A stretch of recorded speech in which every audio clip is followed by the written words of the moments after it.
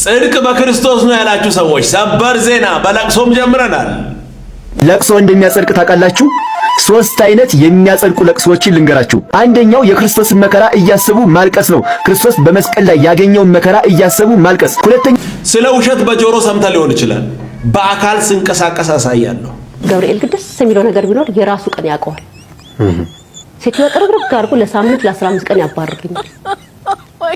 ለአንድ ወር ብቻ አይደለም፣ ለአንድ ወር ብቻ አይደለም፣ በየወሩ። ይሄ መልእክት ለጴንጤዎች ነው።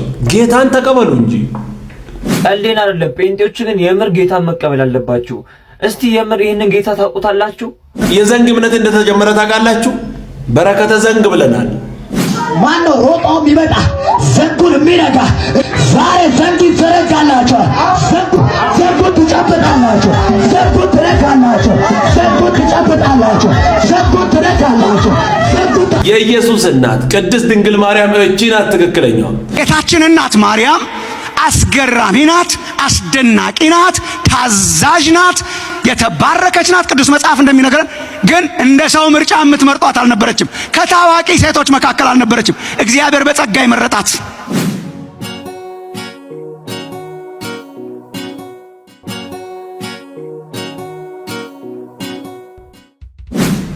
ሰላም እንዴት ናችሁ? የኢየሱስ ስም የተባረከ ይሁን። ኢየሱስ ብቻውን ያድናል። እንግዲህ ምንም ማድረግ አይቻልም። ላይክ በማድረግ ጀምሩ። ኮሜንት ሴክሽን ላይ የፈለጋችሁትን ጻፉ። ኢየሱስ ብቻውን ያድናል። እንግዲህ ምንም ማድረግ አይቻልም። ስሙ ይህንን ጉድ ጆሮን እንትን በል። እንግዲህ ልንሰማ ነው። እግዚአብሔር የተመሰገነ ይሁን። የሚገርም ዝንጥ ብሎ የሚንቀሳቀስ ውሸት ስሙ ብቻ። ሙስሊሞች ናቸው፣ አይመችም ለመዘከር። ገብርኤል ግድስ የሚለው ነገር ቢኖር የራሱ ቀን ያውቀዋል። ሴትዮ ጥርግርግ አድርጎ ለሳምንት ለ15 ቀን ያባርርልኛል። ለአንድ ወር ብቻ አይደለም፣ ለአንድ ወር ብቻ አይደለም፣ በየወሩ። ገብርኤል በ19 ነው አይደለ? ሴትዮዋ በ17 እና በ16 የት እንደምትሄድ አይታወቅም። በ16 ካልሄደች በ18 የለችም። እኔ ዝክሬን እዘክራለሁ። ምክንያቱም እኔ ገብርኤል ራሱ ለቤቱ ራሱ ያውቃል፣ ለዝክሩ ራሱ ያውቃል ነው የምለው። አንድ ጴንጤ ምን እንዳልሻቃ ከኔ ጋር አብራ የምትሰራ አየች። በጣም ገረማትና አንቺ እውነትን ያንቺ ገብርኤል ለምትዩ እውነትን ላንቺ ብቻ ነው እንደሚሰማሽ አለችኝ። እንዴት እንዲህ አልሽ አልኳት። አይ እኔ እንጃ ብዙ ሰዎች ክርስቲያኖች ያለው ግን በዚህ ደረጃ አይመስለኝም አለችኝ። አማኙን ያውቃል አልኳት። አማኙን ያውቃል፣ ከልቡ የሚያከብረው ስለሚያውቅ ራሱ ያስተካክልልኛል። የመጨረሻዋ ሴትዮዋ ከቤት አልወጣም ያለችን ቀን ልነግርህ ነው። ከቤት አልወጣም ያለችን ቀን አይደለም። በነገራችን ላይ ይሄ ታሪክ ከሰው ቤት እኮ አይደለም፣ ከገዛ ቤቷ ነው እያባረረ ያለው። ይሄ እግዚአብሔር መንፈስ የሌላ ይጣራ። ሰውን ከራሱ ቤት እያባረረ ራሱን የሚያስከብር። እንስማ። ሰው ይቀደድ። እስቲ አየር ስጡ።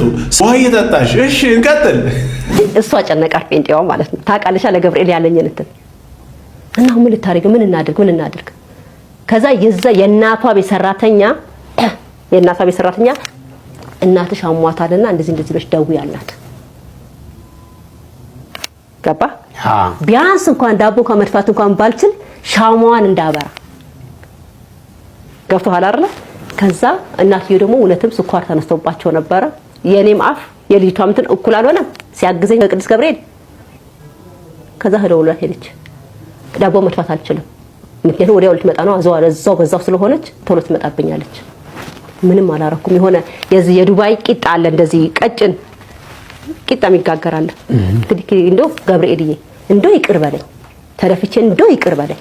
ምንም ማድረግ ስላልቻልኩ ነው።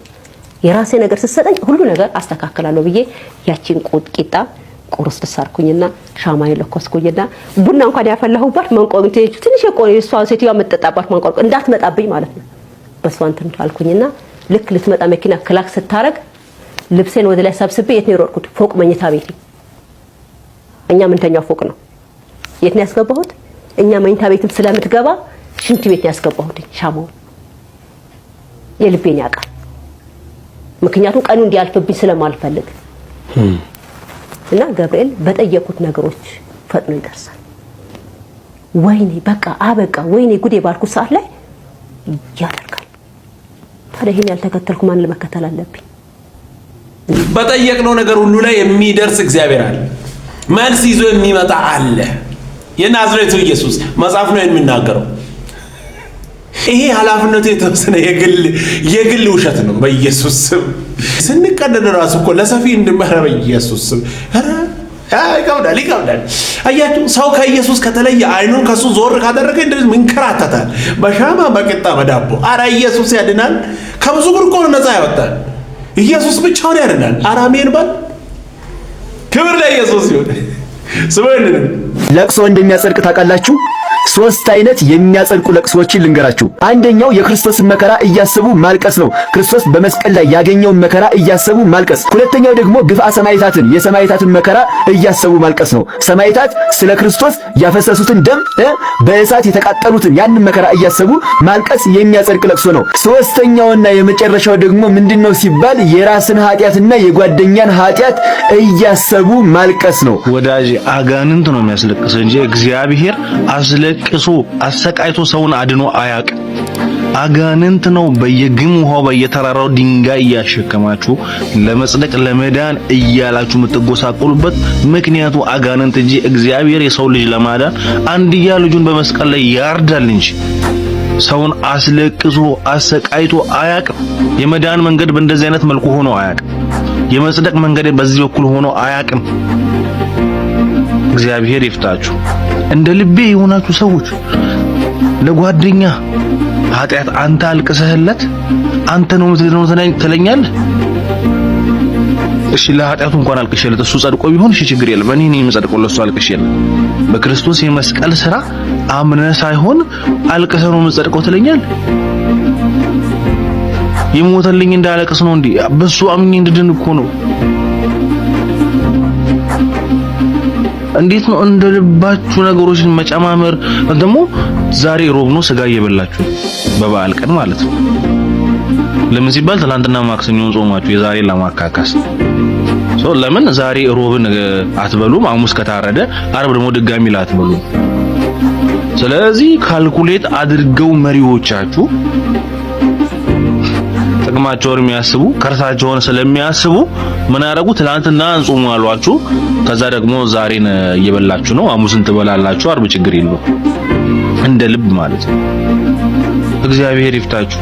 ከዛ ደግሞ መጽሐፍ ቅዱሳዊ የሆነች ቤተክርስቲያን ናት።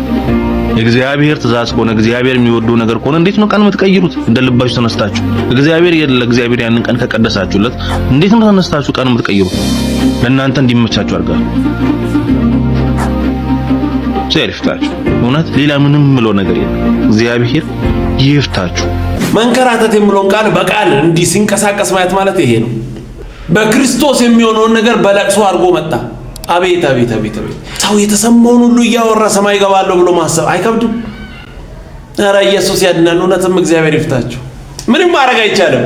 ክብር ለኢየሱስ ይሁን። ኢየሱስ ብቻውን ያድናል። እንግዲህ ምንም ማድረግ አይቻልም።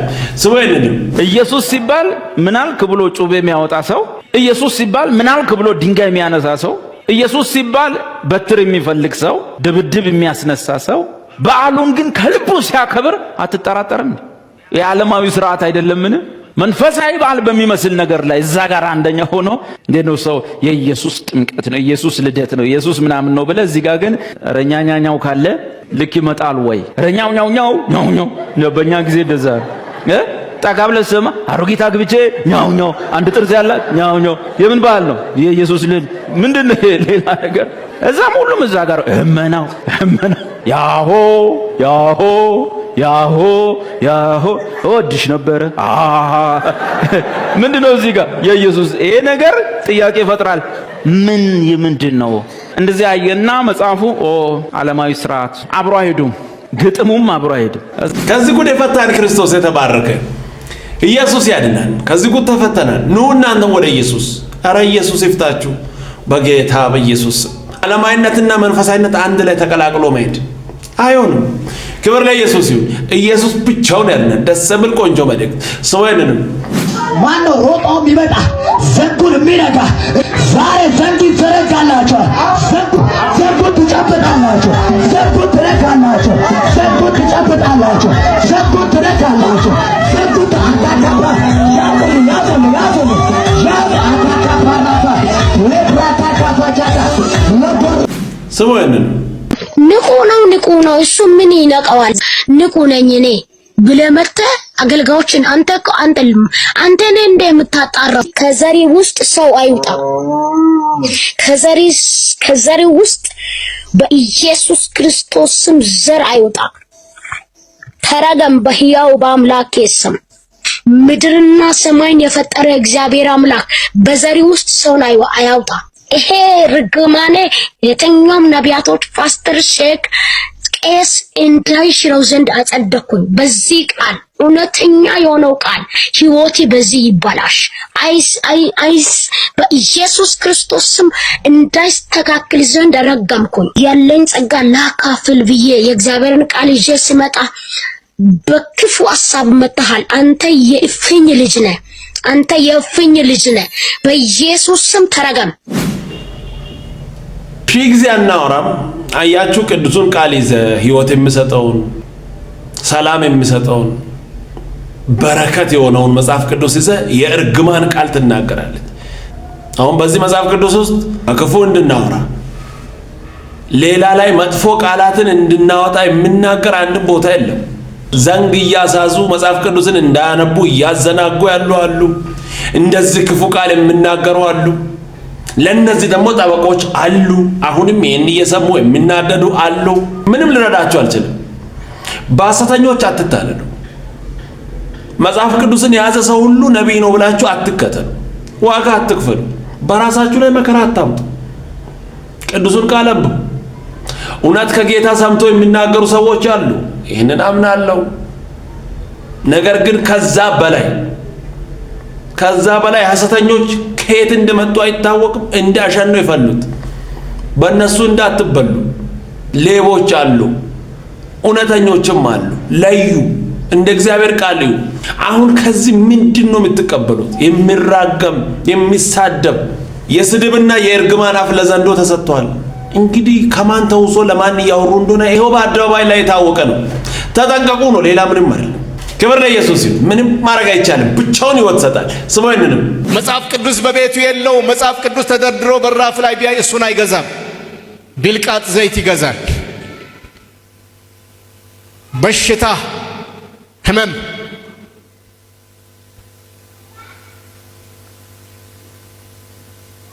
በጋብቻና ፍቺ ዙሪያ በአጠቃላይ ጾታዊ ግንኙነት ላይ ግልጽ የሆኑ አዲስ ኪዳናዊ መርሆችን የጣሰ ትምህርት ይሰጣል። ወጣቶች በፍቅር መተሳሰብ ሲጀምሩ አብረው እንዲተኙ ይበረታታል ከጋብቻቸው በፊት። በኋላ ከተጋባችሁ በኋላ በግብረ ሥጋ ግንኙነት ባትስማሙ ከምትፋቱ ቀድማችሁ ተሞካከሩ ይሏቸዋል። የእግዚአብሔር ቤት በምንዝርና ተሞልቷል። የእምነት እንቅስቃሴ ትምህርቶች ቁሳዊ ብልጽግናን የመንፈሳዊነት መለኪያ አድርጎ ማስተማር። መደህየት የለብህም፣ ማጣት የለብህም። ክርስቲያን መበልጸግ ነው ያለበት። ሀብታም መሆን ያለብህ። መደህየት አትችልም ከሆነ እምነት ደካማ ነው ወይም ክርስቶስን አላመንክም አላገኘኸውም እየተባለ የእምነት እንቅስቃሴ ቁሳዊ ብልጽግናን የመንፈሳዊነት መለኪያ አድርጎ ማስተማር። ስነ ክርስቶስን አስመልክቶ ስነ ሰውን አስመልክቶ ወዘተርፈ የሚሰጡ ትምህርቶች ዘመም ያሉ ናቸው፣ ግን ብዙ ሰው አያስተውላቸውም። ሁለተኛው ህመም የጸጋ ስጦታዎች አጠቃቀም ችግርና የጸጋ ስጦታዎችን ለግል መጠቀሚያ ማድረግ እየተስፋፋ ነው። ሀይ የሚለው ገደብህን እየጣስክ ነው፣ እዚህ ጋር ቆም በል የሚል ደፋር መሪ አላየሁም፣ አልሰማሁም። እኔ በበኩሌ የመንፈስ ቅዱስ ጸጋ ስጦታዎች አጠቃቀምን አስመልክቶ ማሰብ ትችላላችሁ። በተለምዶ ይሄ አሁን ላይ እየሆነ ያለ ነገር ነው። አብዛኞቻችን እናውቃለን። ስለዚህ ግራ ቀኙን እያየን በትክክለኛው መንገድ ለመሄድ እናስብ። የሚሸክሉ ሰዎች አሉ። እነሱ ይስሩ፣ የሥራ እንትናቸው ነው። በእነሱ ቢዝነስ ነኝ አልገባም። ነገር ግን ከውጭ ያላችሁ ሰዎች ሄዳችሁ የምትበሉ ሰዎች ተጠንቀቁ ነው። በጣም ክፉ ዘመን ላይ ነው ያለን። በክርስቶስ ስም በጣም የሚገርም ቢዝነስ የሚሰሩ ሰዎች ተነስተዋል። ተጠንቀቁ። ክብር ለኢየሱስ ይሁን። ኢየሱስ ብቻውን ያድናል። እንግዲህ ምንም ማድረግ አይቻልም። ሰውየንም ጌታችን እናት ማርያም አስገራሚ ናት፣ አስደናቂ ናት፣ ታዛዥ ናት፣ የተባረከች ናት። ቅዱስ መጽሐፍ እንደሚነግረን ግን እንደ ሰው ምርጫ የምትመርጧት አልነበረችም። ከታዋቂ ሴቶች መካከል አልነበረችም። እግዚአብሔር በጸጋ ይመረጣት ወደማትመጥን። ለዚህ ነው መልአኩ ወንድሞቼ ተመልከቱ፣ ቃላት አጠቃቀሙን ተመልከቱ። እኔ እግዚአብሔር አይናችንን ከፍቶ ጸጋን እንድናይ ያርገን። የጸጋ ቃላት ናቸው ውስጥ ያለው የጸጋ ቃላት። ቁጥር 28 መልአኩ ወደ እርሷ ገብቶ ደስ ይበልሽ አለ። ደስ ይበልሽ ለምን? ጸጋ ሞልቶብሻል። እስቲ ጸጋ በሉ አንዴ። አይ ዶንት ኖ ስንት ሰዎች አንደርስታንድ እናደርገው እንደሆነ ጸጋ የሞላብሽ ደስ ይበልሽ። ምን ነው ጸጋ? ጸጋ ለማይመጥን ሰው የተገለጠ ማለት ነው። ጸጋ ለማይገባው ሰው የተሰጠ ችሎታ ማለት ነው። ጸጋ ምንድን ነው? ተቃራኒው ምንድን ነው? ደሞዝ ያህል ሆነ ማለት ነው። ደሞዝ አይደለም፣ ለሚመጥን ሰው የመጣ ሳይሆን ጸጋ። እግዚአብሔር አየና ጸጋ ሰጠሽ። ጸጋ የሞላብሽ እግዚአብሔር ካንቺ ጋር ነው፣ የተባረክሽ ነሽ፣ እግዚአብሔር ባርኮሻል። እሷም ደነገጠች። መልአኩም ማርያም ሆይ በእግዚአብሔር ፊት ጸጋ አግኝተሻል። የወረደበት አወራረድ በጸጋ ዝቅ ብሎ ወደ አንዲት ድንግል ሴት የጌታችን እናት የሆነች ማርያም ወደማትጠበቅ ከተማ ወደማትጠበቅ ሴት በማይጠበቅ መንገድ ዝቅ ብሎ ልዑሉ የእግዚአብሔር ልጅ ተወለደ። ለዚህ ነው መጽሐፍ ቅዱስ ማዳን የእግዚአብሔር ነው፣ ለእግዚአብሔር የሚሳን የለም።